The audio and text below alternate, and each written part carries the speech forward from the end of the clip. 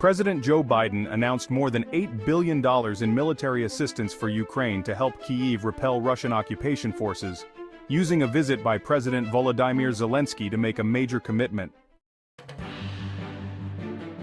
The aid includes the first shipment of a precision-guided glide bomb called the Joint Standoff Weapon, with a range of up to 81 miles.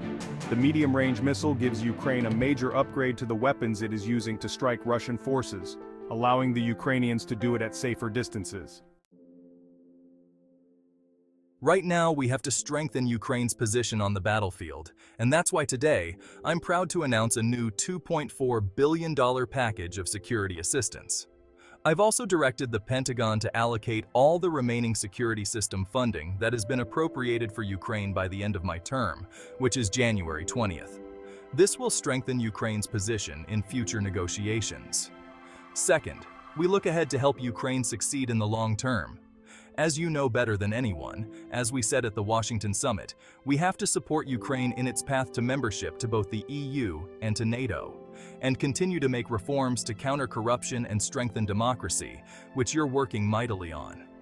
Right now, we have to ensure Ukraine has sufficient capabilities, and I mean sufficient capabilities, to defend against future Russian aggression. So I'm proud of the steps we've taken, our partnership on these fronts. Early this summer, we launched the Ukraine Compact with more than 20 nations committed to Ukraine's long-term security. And yesterday, with over 30 nations and the EU, we launched a joint declaration of support for Ukraine's recovery and reconstruction, some of it using Russian assets as well. And so, with both these actions, we make it clear we stand with Ukraine now and in the future. We've got a lot to discuss, so let me close with this. These two elements are critical to how this war ends. Let me be clear, Russia will not prevail in war. Russia will not prevail. Ukraine will prevail, and will continue to stand by you every step of the way. We deeply appreciate that Ukraine and America have stood side by side from the very first moments of this terrible Russian invasion. Your determination is incredibly important for us to prevail. Yesterday, as you said, we had a G7+ meeting on Ukraine's reconstruction with more than 6 countries participating, and it was truly helpful. We must restore normal life, and we greatly value your leadership, Mr. President.